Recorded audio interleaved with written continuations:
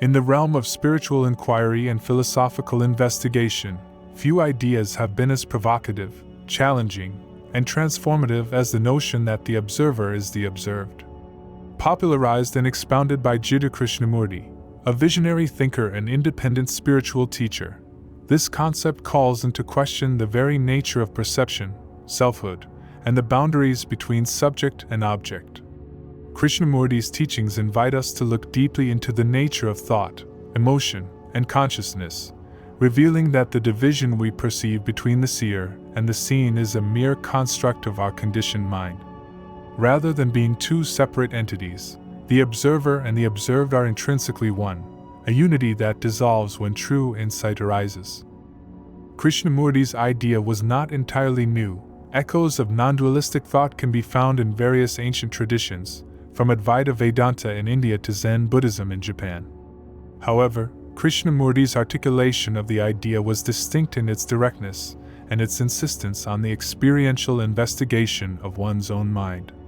Rather than presenting a set of doctrines to be believed, he invited his listeners to directly observe their own processes of thought and emotion, thereby realizing that the division between I, the observer, and that, the observed, is nothing more than a mental construct.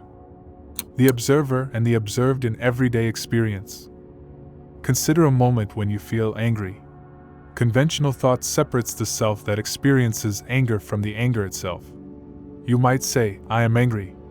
Yet, if you watch the anger closely, you notice that it arises within you, that it is formed by thoughts, memories, and feelings that seem to come and go.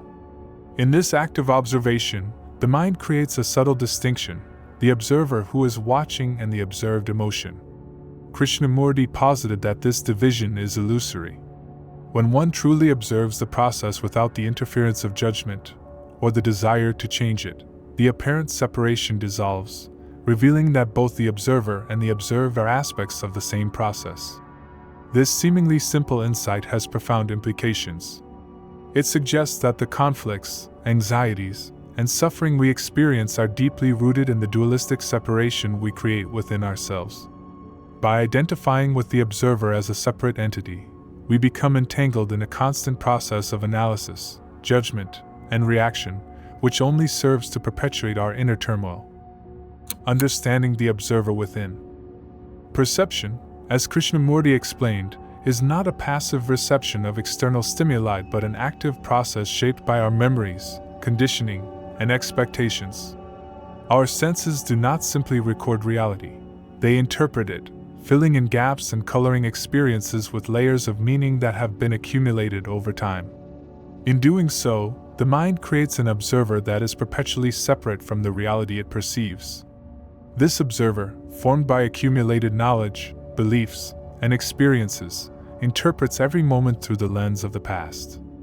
For example, when you see a person walking by, your mind instantly categorizes that person based on previous experiences, perhaps as friendly, threatening, or indifferent.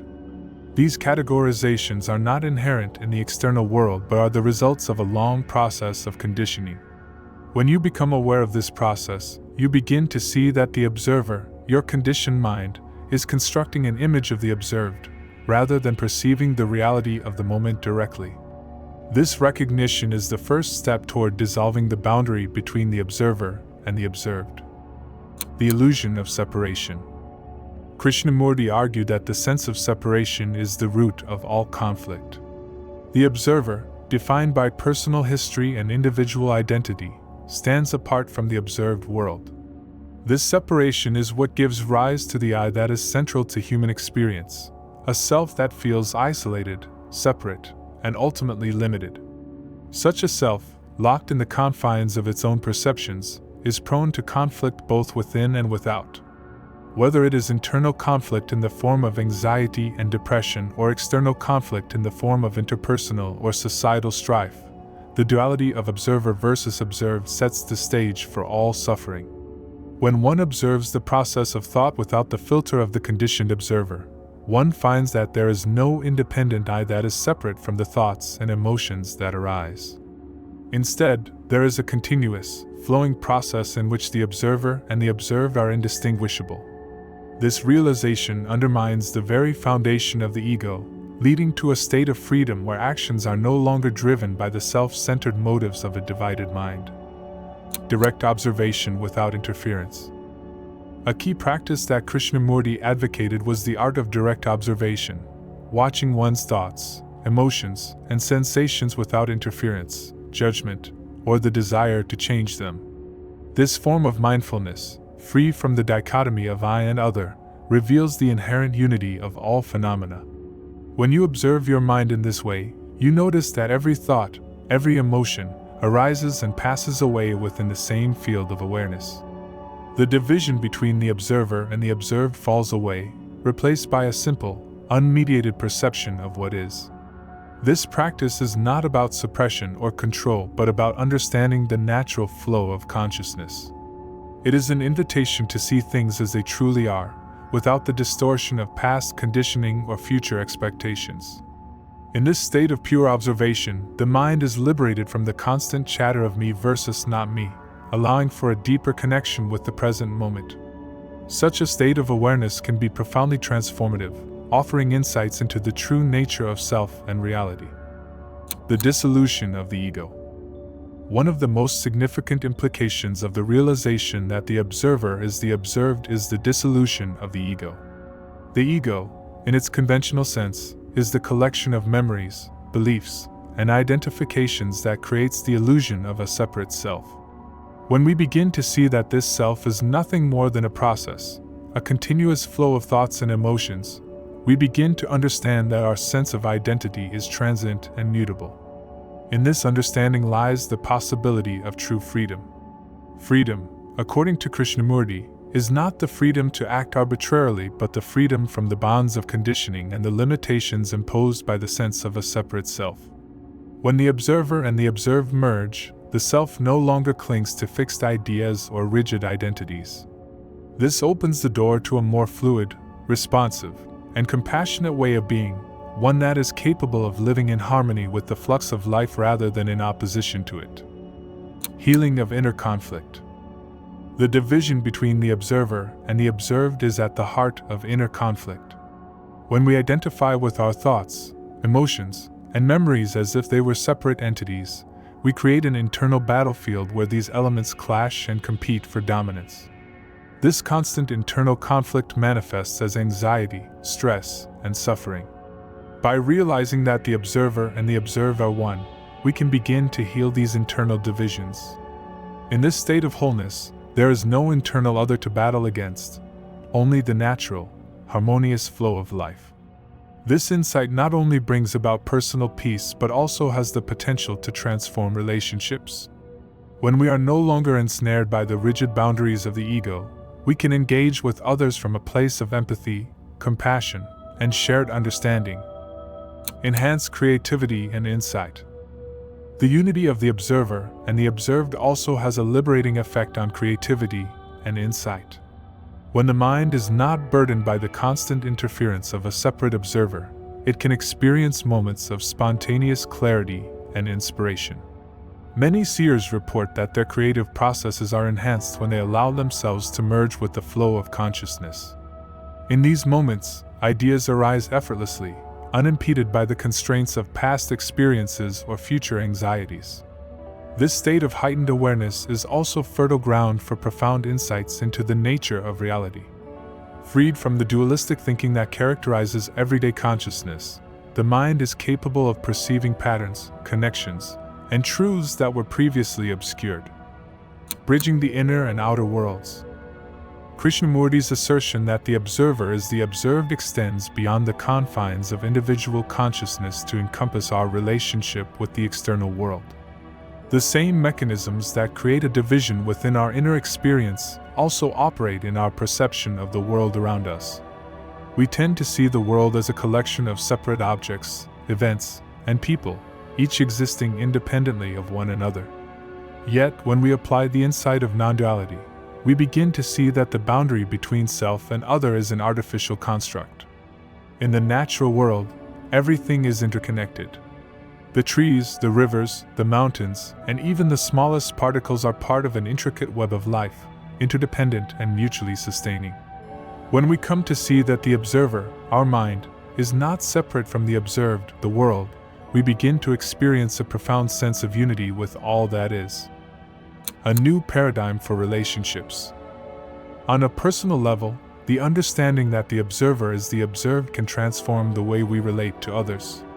Conventional relationships are often built on the premise of separateness, where each person is seen as an independent entity with their own needs, desires, and motivations. This perception can lead to conflict, competition, and misunderstanding. However, when we realize that the boundaries between ourselves and others are ultimately illusory, we open the door to a new paradigm of relationality, one based on empathy, compassion, and mutual understanding.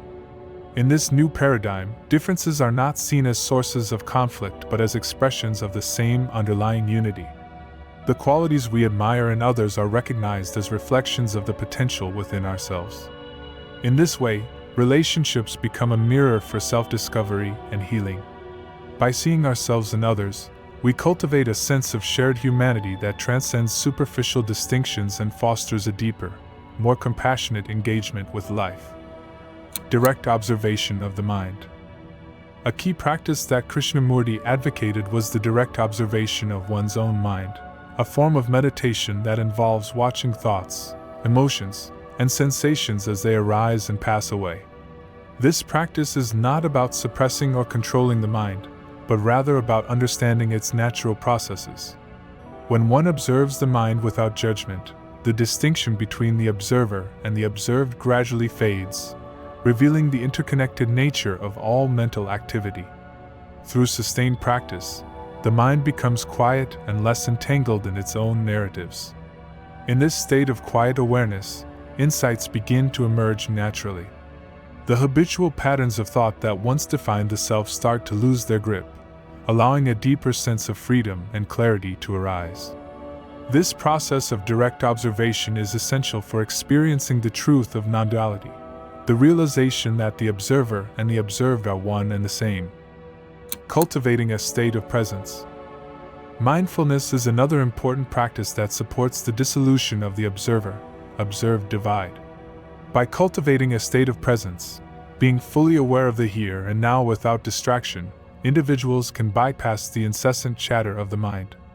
In the present moment, the mind's tendency to dwell in the past or project into the future is diminished, and the seamless flow of experience comes into clear focus. This state of presence is often accompanied by a sense of timelessness and spaciousness, where the boundaries of the self become less rigid and more fluid. In this spacious state, the observer is no longer a fixed entity separate from the observed. Instead, both merge into a unified field of awareness. It is here, in the stillness of the present moment, that one may catch a glimpse of the deeper reality that underlies all appearances, a reality where the divisions between subject and object dissolve. The process of self-inquiry. Self-inquiry is a powerful tool for dismantling the layers of conditioning that obscure our true nature. Through rigorous and honest questioning, asking, "Who am I?" or "What is this observer?" we can begin to peel away the layers of false identity that we have accumulated over time. This inquiry is not about arriving at a definitive answer but about engaging in the process of investigation itself, which can lead to a profound shift in perception. As we persist in this self-inquiry, we start to see that the boundaries we once thought were absolute begin to dissolve. The observer, with all its stories and beliefs, is revealed to be part of a larger, ever-changing flow of consciousness. In this realization, the distinctions between the observer and the observed vanish, and we awaken to a more holistic, integrated understanding of self and world. Experiential understanding versus intellectual knowledge. Krishnamurti was adamant that the truth of the observer is the observed must be understood through direct experience rather than through intellectual analysis alone. While words and concepts can point the way, they cannot substitute for the lived experience of non-duality. True insight arises when one is willing to look deeply into the workings of one's own mind without the filters of preconception and judgment. This direct observation requires courage, a willingness to see the truth of one's conditioning and to let go of the familiar patterns that have long defined one's identity. For many, This process can be unsettling or even painful, as it involves confronting deeply ingrained beliefs and habitual thought patterns. Yet, it is precisely through this courageous inquiry that the mind can begin to unlearn its conditioned responses and open up to a more expansive, liberating way of being. This experiential understanding is at the heart of spiritual transformation, as it allows us to move beyond the confines of the ego and experience life in its full, vibrant, and interconnected reality. The difficulty of letting go. Despite its profound promise, the realization that the observer is the observed is not an easy truth to grasp or live by.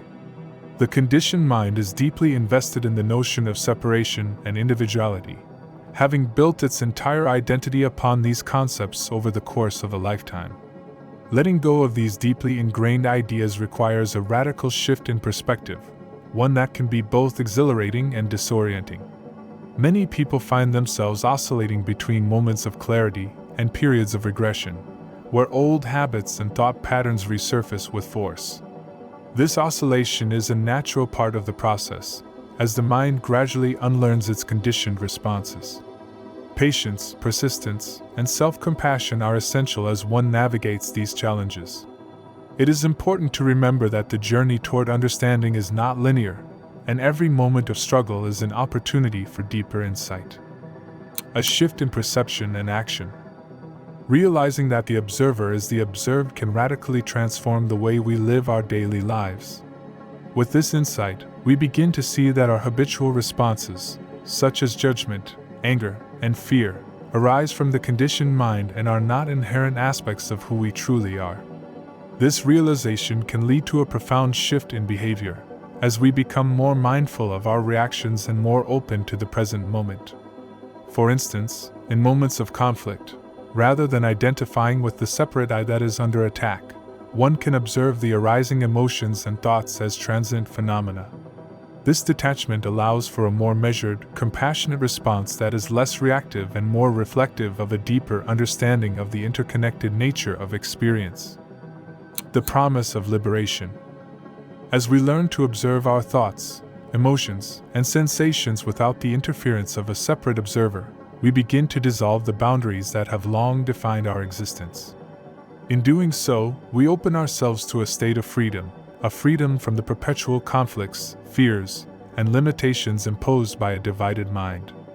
This liberation is not merely intellectual, it is a living, breathing transformation that affects every aspect of our being, from our inner peace to our relationships and creative expression. Embracing this insight requires courage, humility, and a willingness to engage in continuous self-inquiry. It calls for the dismantling of the conditioned self and the discovery of a deeper, more unified state of being.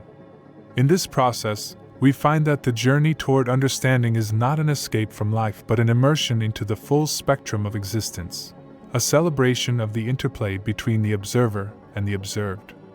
Ultimately, the promise of this understanding is nothing short of liberation, a liberation from the confines of a limited identity, and the opening of our hearts to the boundless, interconnected reality that underlies all things. As we integrate this insight into our daily lives, we not only transform ourselves but also contribute to a collective awakening, a shared realization that the divisions we once held dear are illusory, and that in truth, we are all part of the same, ever-unfolding mystery of life.